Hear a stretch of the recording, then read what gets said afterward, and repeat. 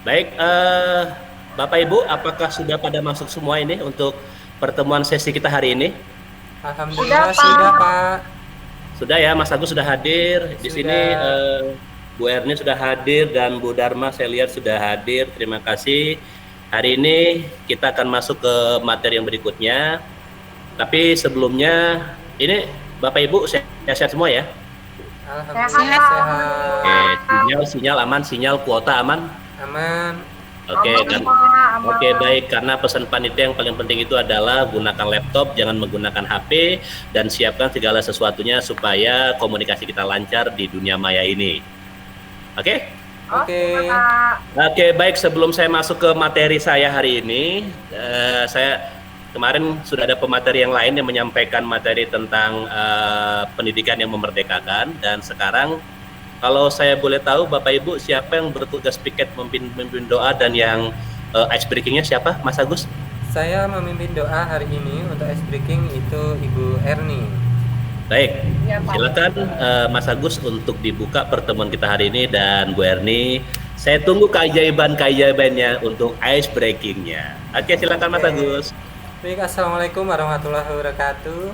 Waalaikumsalam warahmatullahi Waalaikumsalam wabarakatuh. warahmatullahi wabarakatuh. Selamat siang Bapak Ibu. Selamat siang. Siang, Oke. menjelang sore.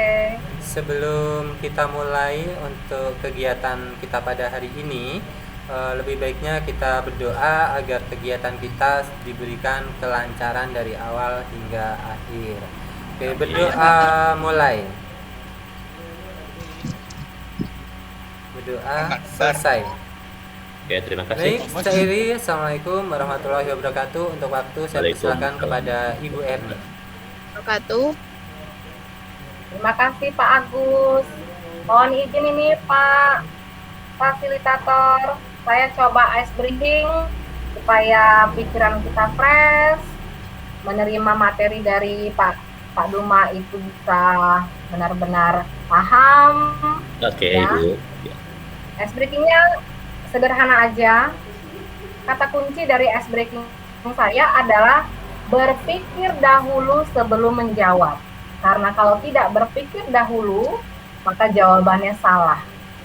Ingat ya Bapak Ibu, Iya. Oke, Bu. berpikir dahulu Berpikir sebelum dahulu menjawab. sebelum menjawab. Sebelum menjawab, karena kalau tidak berpikir maka jawabannya salah. Itu kata kuncinya. Ya, saya akan memberikan pertanyaan. Pertanyaannya akan saya lemparkan kepada peserta IHT hari ini.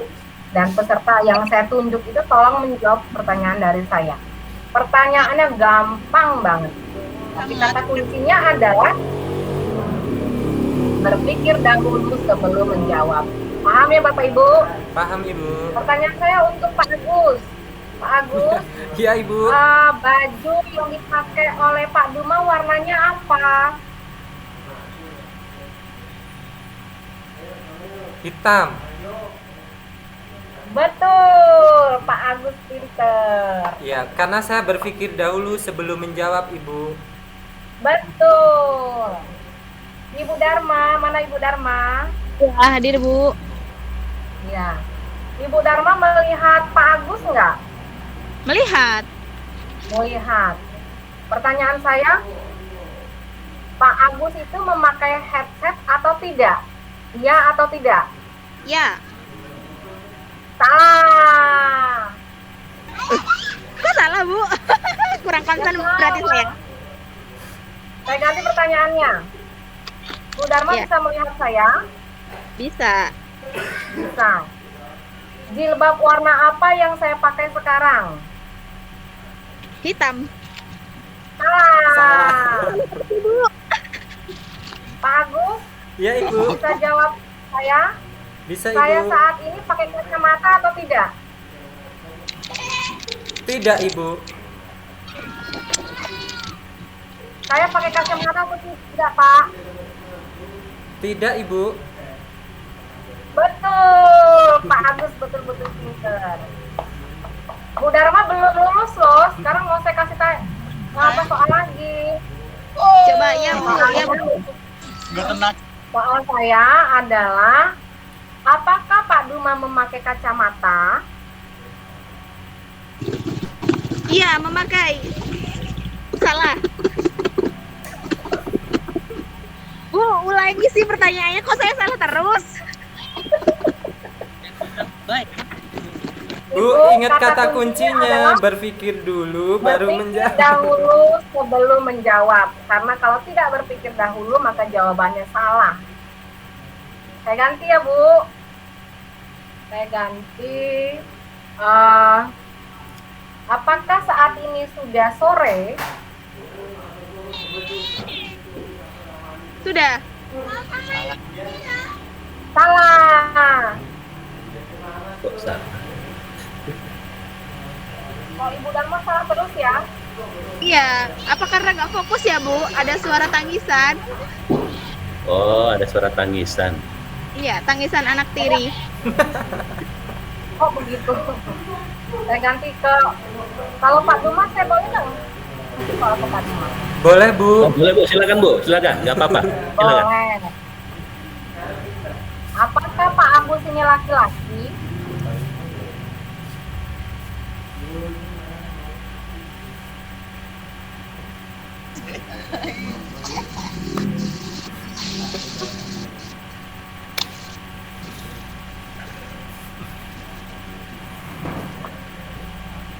Ya, Pak Agus laki-laki. Betul. Betul. Pak Aduh, nggak betul-betul. Luar biasa es breakingnya Ibu Erni. Terima kasih. Cukup sekian ini ice breakingnya. Terima kasih. Saya kembalikan kepada Pak Agus. Iya, terima kasih Bu, es breakingnya begitu menarik sekali. Bu Dharma, ingat kata kuncinya tadi ya Bu, ketika kita menjawab kita harus berpikir dahulu, jangan langsung menjawab. Nah, oke, Pak, baiklah. Oke, langsung aja ini ke pemateri kita atau fasilitator kita yang kita tunggu-tunggu, yaitu Bang Duma Harahap. Oke, terima kasih buat Bapak Ibu SMK Negeri yang ada di Provinsi Lampung. Senang sekali rasanya bisa bertemu di dunia maya, walaupun kita sekarang sedang dicoba dengan berbagai macam cobaan. Dan kali ini kita diberikan cobaan pandemi yang cukup lama, hampir 2 tahun, dan mudah-mudahan pandemi ini tidak mengurangi segala macam aktivitas kita, walaupun pada kenyataannya kita dibatasi kebebasan untuk ruang apresiasi. Karena memang pada kenyataannya di mapel seni budaya umum ataupun di pelajaran seni, untuk praktek itu butuh interaksi secara langsung.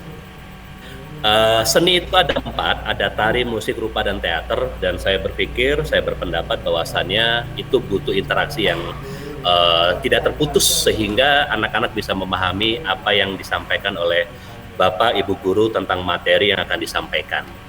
Nah, Bapak Ibu, Pak Agus, Bu Erni, dan Bu Dharma, hari ini saya akan mencoba memaparkan tentang pendidikan yang memerdekakan. Esensi yang ingin saya sampaikan adalah lebih kepada nilai-nilai Pancasila atau profil Pancasila yang kemudian itu akan kita kaitkan dengan pendidikan yang memerdekakan.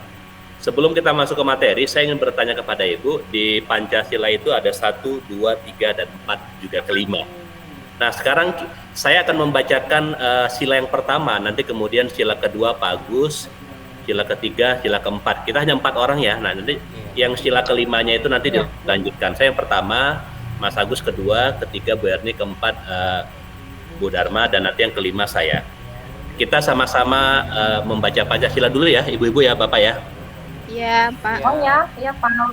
Oke, Pancasila. 1, ketuhanan yang Maha Esa. 2, kemanusiaan yang adil dan beradab.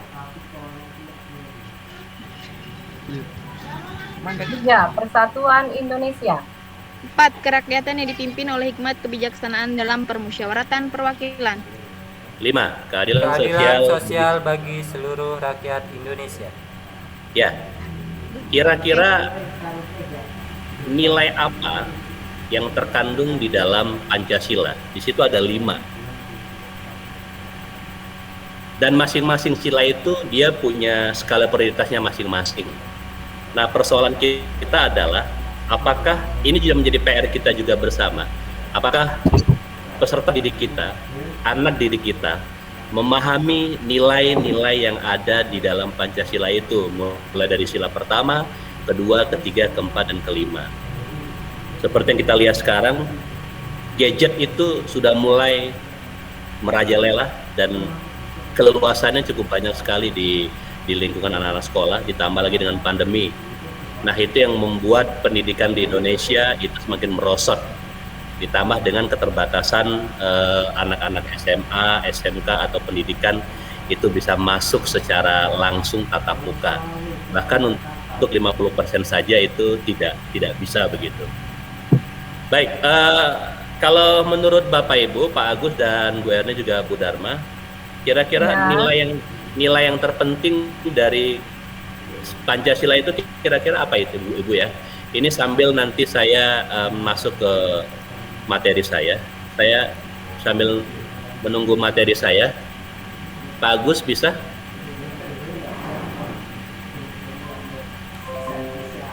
Kira-kira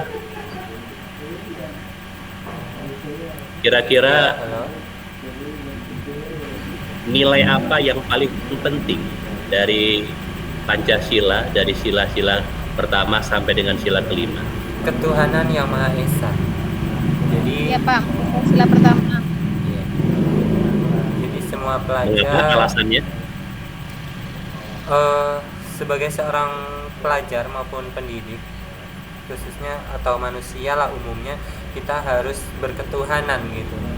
Jadi bahasanya kita mengakui bahasanya kita punya Tuhan dan Tuhan kita itu satu. Mungkin itu bisa ditambah ke Bu Dharma. Bu Erni atau Bu Dharma?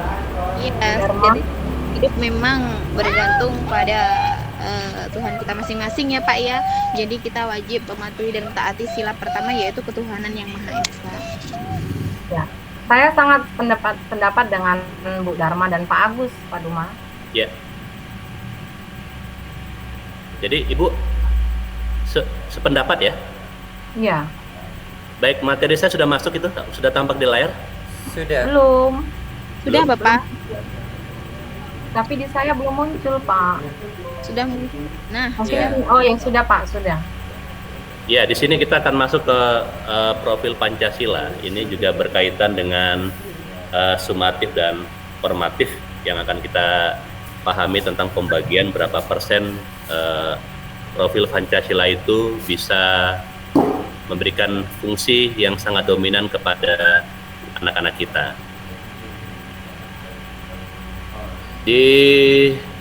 Oke, sebentar. Ya, ini Kebijakan. kelihatannya Bapak Ibu ya? Kelihatan, Ya, Pak. kelihatan Pak. terlihat Pak. Lihat ya, ya di sini ada persoalan sebelum kelihatan materinya ya Bapak Ibu ya. Kelihatan. Sekarang hilang, tadi Hilang lagi. kelihatan. Oke, ini dia. Ya ini.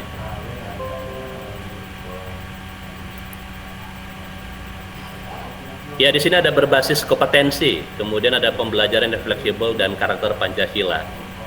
Dari ketiga hal ini adalah poin-poin terbesar yang akan diberikan oleh pemerintah kepada anak bangsa. Sebelum kita masuk ke makna yang sesungguhnya tentang profil Pancasila, saya akan membacakan kompetensinya berbasis, yaitu pengetahuan, keterampilan, dan sikap dirangkaikan sebagai suatu kesatuan proses yang berkelanjutan sehingga membangun kompetensi yang utuh, dinyatakan sebagai capaian pembelajaran. Nah, pengetahuan dan keterampilan, di sini kemudian ada sikap. Bagaimana kemudian siswa-siswi kita memiliki pengetahuan itu tidak di-backup dengan keterampilan. Ya, kemudian ketika mereka sudah mendapatkan pengetahuan yang banyak, maka pengetahuan itu harus dibimbing dengan keterampilan dan sikap. Pengetahuan dan keterampilan itu tidak akan bernilai ketika anak didik kita tidak memiliki sikap, dan sikap ini sangat penting yang menjadi tolak ukur pembelajaran memerdekakan dalam konteks Pancasila. Bagaimana peserta kita didik kita itu mampu memahami kompetensi yang mereka lakukan. Nah, kompetensi ini karena kita bicara tentang seni budaya umum, maka kita akan lebih menjurus ke mapel, yaitu bisa ke seni tari, musik rupa atau teater. Ini kalau Mas Agus lebih ke mana nih ngajarnya kalau di dalam kelas? Di seni tari, Pak. Seni tari ya. Kalau Bu Iya. Erni? Kalau Ya. saya di seni rupa, Pak. Kalau Bu Dharma? Bu, saya izin sebentar ya, ke kamar kecil. Oh ya, silakan. Ya, saya ke Bu Erni dulu ya. Ya, Pak. Bagaimana Bu Erni memaparkan tentang Pancasila ke anak-anak itu tentang basic, yaitu pengetahuan, keterampilan, dan sikap. Nah, bagaimana cara Ibu memahami kepada anak-anak bahwasannya mereka memiliki kompetensi. Nah, saya ingin sekali mengerti pendapat Ibu tentang bagaimana cara Ibu memahami kompetensi anak sehingga anak-anak itu benar-benar tahu dengan kompetensinya dengan pendekatan pengetahuan, keterampilan, dan sikap. Nah, pertanyaan ini nanti akan saya coba lemparkan ke Mas Agus ya. Saya butuh pendapatnya ya 1-2 kalimat atau berapa. Monggo silakan. Bu Erni dulu. Maksudnya itu adalah bagaimana cara saya menyampaikan ke siswa tentang Pancasila dalam kaitan dengan materi saya gitu, Pak. Iya, tapi lebih begini, Ibu mampu melihat anak itu kompetensinya di Bidang seni rupa. apa? Nah, bagaimana Ibu memberikan pemahaman kepada anak itu bahwasannya seni rupa yang kalian miliki itu harus di backup dengan pengetahuan dan keterampilan juga sikap. Bagaimana Ibu memberikan pemahaman kepada peserta didik? Ya, baik. Terima kasih, Bapak. Ya, Ibu. Menurut kalau saya begini, Pak ya, mereka punya minat di seni rupa. Bagaimana minat mereka itu bisa tereksplor gitu ya, kemudian menjadi suatu keterampilan yang sesuai dengan bidang yang mereka sukai, misalnya di seni rupa. Artinya mereka itu bisa paham sepenuhnya apa itu seni rupa, kemudian bagaimana cara membuatnya, lalu ketika mereka berkesenian itu tetap bisa menjaga perilaku yang bagian dari sikap itu. Jadi kalau saya memahami ke mereka adalah bagaimana mereka itu dapat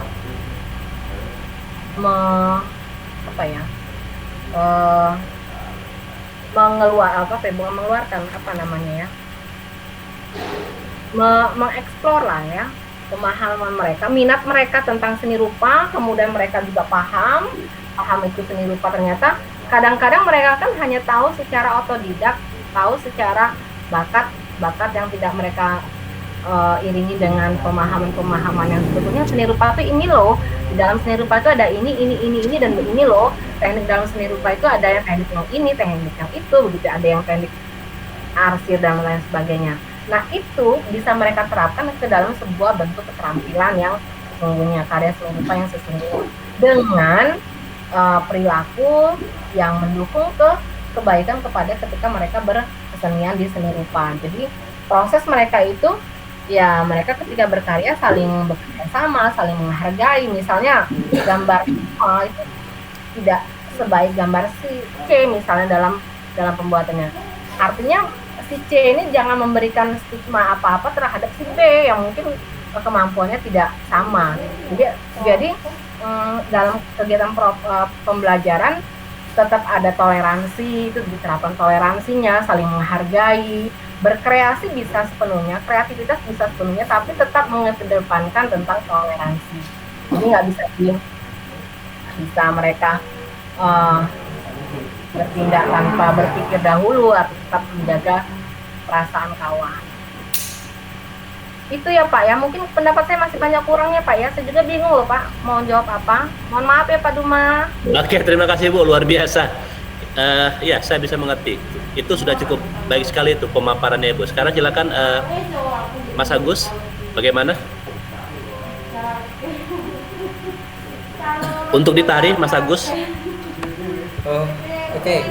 Ketika saya memaparkan tentang tari kepada siswa, itu gini, pertama saya tanya dulu tentang minat anak kepada seni tari itu sendiri seberapa jauh gitu. Jadi selain itu pengalaman mereka. Jadi pernah nggak ada pengalaman dalam hidup mereka itu yang berkaitan dengan tari? Apakah dia pernah melakukan kegiatan menari, atau pernah ikut latihan tari, atau pernah ikut tampil tari dan sebagainya itu. Nah, dari situ baru saya dapat mengetahui seberapa besar bakat atau minat yang dimiliki oleh siswa tersebut. Mungkin kurang lebihnya seperti itu.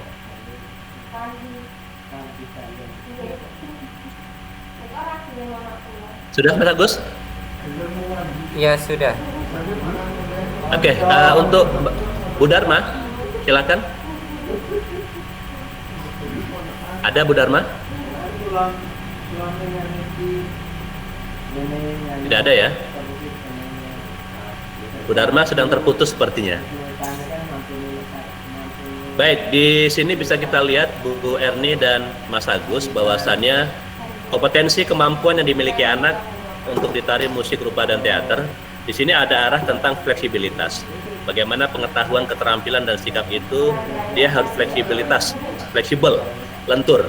Bagaimana guru mampu melihat potensi anak yang nanti akan kita arahkan kemana gitu. Nah, nilai fleksibel ini nanti akan bisa kita lihat di karakter Pancasila.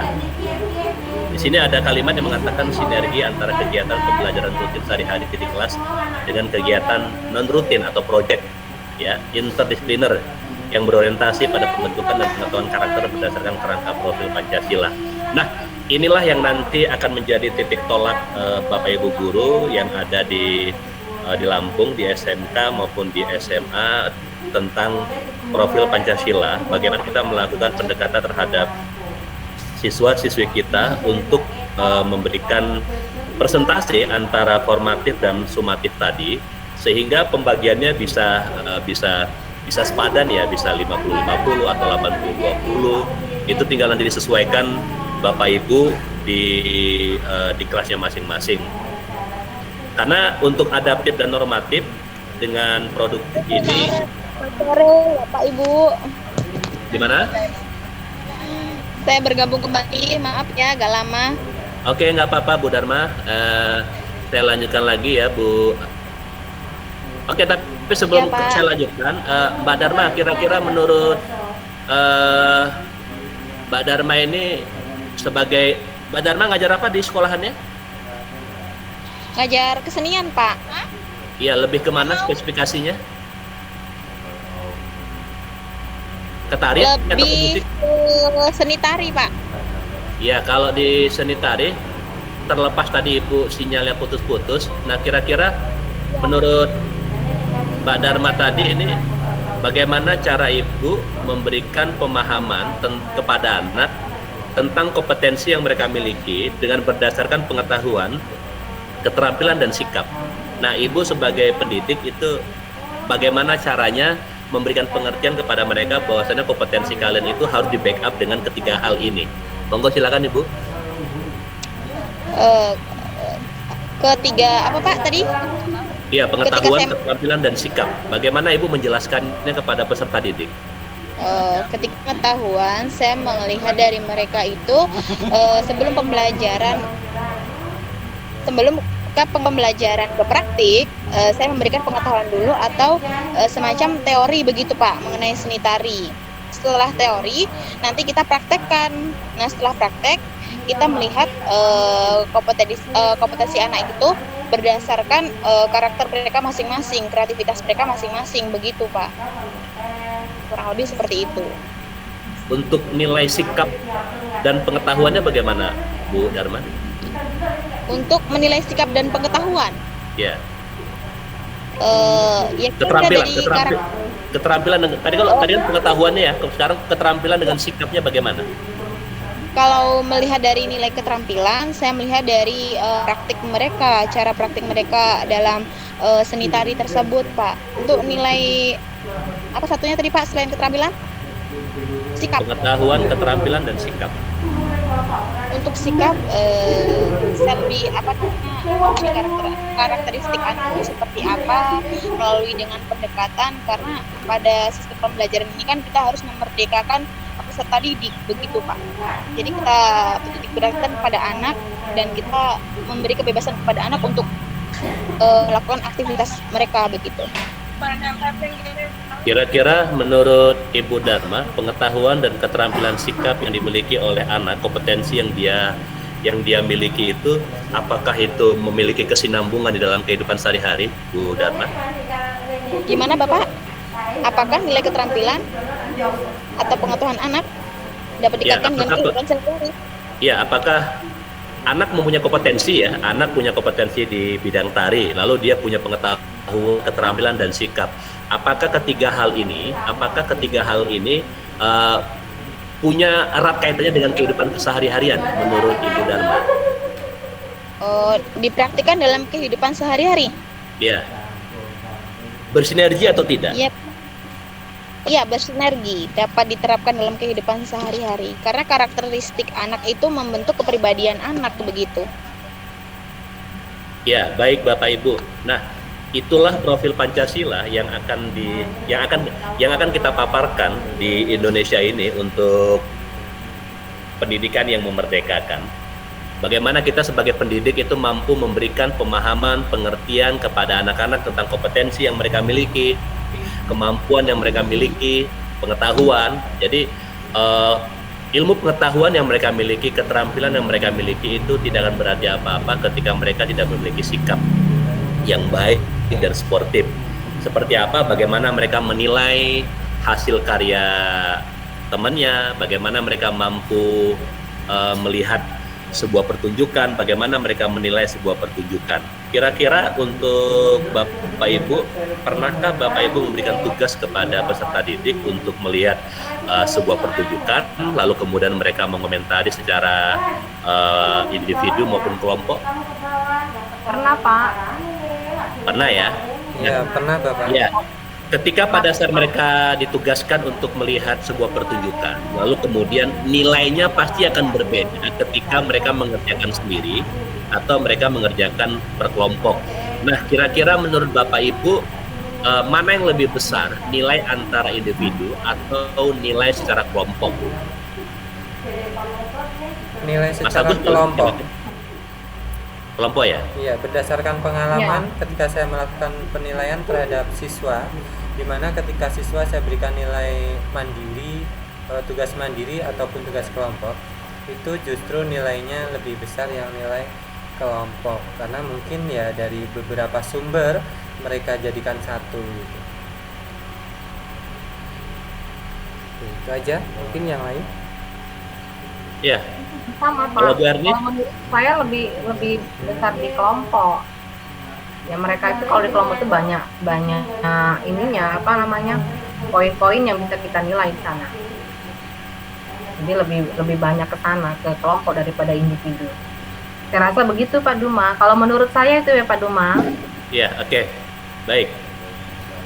Baik Bapak Ibu, sampai di sini paham ya tentang makna Pancasila, profil Pancasila, tentang pendidikan yang memerdekakan dengan pendekatan nilai-nilai Pancasila ya Bapak Ibu ya.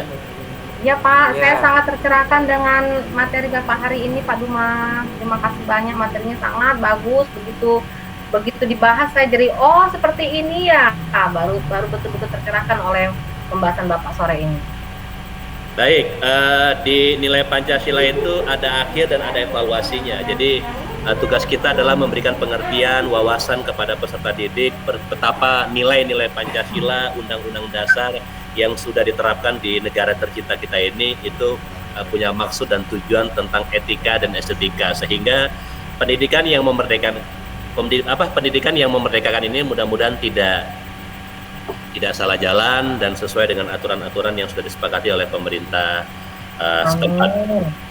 Baik Bapak Ibu, demikian untuk pertemuan hari ini, dan mudah-mudahan kita sama-sama bisa memahami apa maksud dan tujuan dari profil Pancasila, pendidikan yang memerdekakan dengan pendekatan Pancasila dan elemen-elemen yang lain. Mudah-mudahan kita bisa mengimplementasikannya dengan baik, dengan sederhana, dengan cermat, dan disesuaikan dengan keadaan di sekolahnya masing-masing. Karena yang namanya memerdekakan ini di dalam pendidikan itu punya cara masing-masing, dan mental anak itu tidak ada yang sama karena setiap kabupaten kota, provinsi, di setiap daerah itu punya mentalnya masing-masing. Apalagi manajemen yang dilakukan oleh pihak sekolah itu kan tentunya tidak sama kebijakan-kebijakan yang terjadi. Demikian saya kembalikan ke MC untuk mengakhiri pertemuan kita, dan minggu depan atau 2 hari lagi nanti masih ada 2 materi lagi yang akan disampaikan oleh teman saya dari Solo dan Semarang. Mudah-mudahan nanti dua materi terakhir itu bisa melengkapi pertemuan kita di LMS ini sehingga program pemerintah ini bisa kita lakukan dengan baik dan cermat, walaupun masih ada hal-hal yang perlu kita pertanyakan di dalam persoalan perubahan kurikulum ini. Demikian. Tadi siapa MC-nya? Pak Agus. Ya, silakan Mas Agus untuk menutup. Terima kasih untuk Bu Erni, Bu Dharma. Silakan. Oke, terima kasih kepada narasumber kita yaitu Bapak Jumah Harahap. Demikian Bapak Ibu pemaparan yang telah disampaikan oleh pemateri. Semoga dapat kita ambil dari pemaparan tersebut ya, hal-hal poin pentingnya tentang apa sih itu pendidikan yang memerdekakan dan sebagainya. Oke, mungkin kita cukupkan pertemuan hari ini ya. Kita tutup dengan doa. Alhamdulillahirabbil alamin. Oke, terima kasih.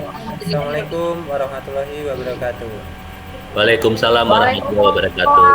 Sampai ketemu ibu-ibu di tahun depan. Sampai ketemu. Terima kasih untuk hari ini. Terima kasih.